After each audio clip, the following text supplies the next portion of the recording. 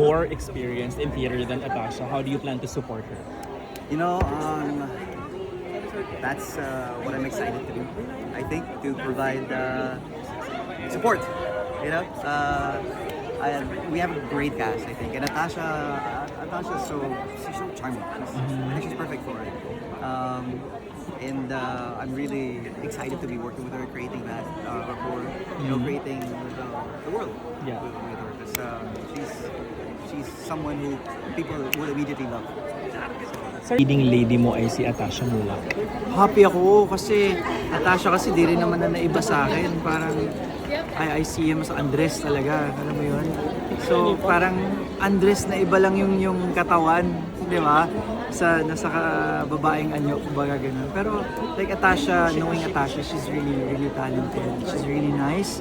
She's really vibrant. So sobrang ano niya as a person, sobrang nagustuhan ko yung personality niya, and she's also someone na I really look up to be working with, and ayun, natupad, and excited ako makatrabaho ko sa Fine